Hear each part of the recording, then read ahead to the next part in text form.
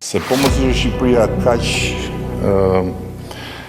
e rëndësishme potencialisht, kinezët që janë civilizimi më i vjetër edhe tregtarët më të pa diskutueshëm nuk do i kishin vënë syrin dhe s'do e konsiderojnë Shqipërinë si pikën e mjaltit në gjithë Europën.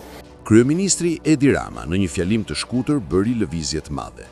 I kujtoi Amerikës se Kina është e interesuar për investime në Shqipëri, madje vendi ynë, kaq i vogël, i coptuar nga batërdia e korrupsionit qeveritar dhe oligarkisë, qenë ka pikë mjalti dhe me interes të madh. Po mos të ishte Shqipëria kaq e rëndësishme potencialisht, kinezët nuk do i kishin vënë syrin dhe nuk do e konsideronin Shqipërinë si pikën e mjaltit në gjithë Europën, apo jo? Ju drejtua Rama përfaqësuesit të një kompanie amerikane, për ta dëgjuar e dërguara me punë e SBA-ve në Tiranë, Nancy Van Horn.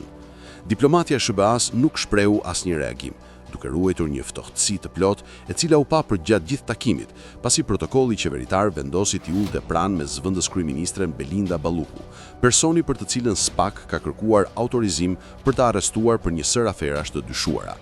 Rama dha dy mesazhe të forta. Së pari sfidoi SBA-t në gjeopolitikën e tyre, duke kthyer syt nga Kina, dhe së dyti u tregoi se sistemi i drejtësisë që ata mbështesin as mos e çojnë në mendje që të afrohen në zyrën ngjitur të tij.